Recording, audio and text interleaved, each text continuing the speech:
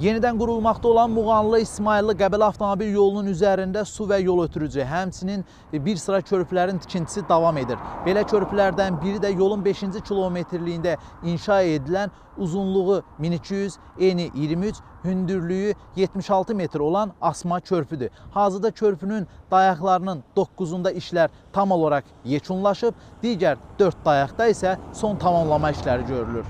Söhbət paytaxtda ölkənin şimal-qərb bölgələri ilə birləşdirən Muğanlı İsmayıllı Qəbələ avtomobil yolunun yenidən qurulmasından gedir. Bu strateji əhəmiyyətli yol İsmayıllı, Qəbələ, Oğuz, Şəki, Qax, Zaqatala və Balaçan rayonları ilə paytaxt arasında ən qısa və rahat nəqliyyat əlaqəsini təmin edəcək. Ötən əsrin 70-ci illərində inşa edilmiş bu iki zolaqlı avtomobil yolu müasir standartlara uyğun olaraq 4 zolağa genişləndirilir. Layihə çərçivəsində tikilən asma körpüdə bəzi işlər tamamlanıb. Burada ayaqların qazılması, sıvayı bərkitmə, bütövlük testləri və bəzi dayaqların bünövrələrinin inşası daxildir. Paralel olaraq Ağsu çayı üzərindəki körpüdən sonra qarşıya çıxan dağlıq ərazidən keçid üçün tunel tikilir. Tunelin giriş portallarının inşası artıq başa çatıb. Çıxış portalı üzərində isə işlər davam etdirilir. Dağlıq ərazinin sürüşməyə meyilli olması səbəbindən tunelin giriş hissəsində xüsusi troslarla möhkəmləndirmə işləri aparılıb. Yamacların dayanıqlığını artırmaq üçün xüsusi materiallardan istifadə olunur.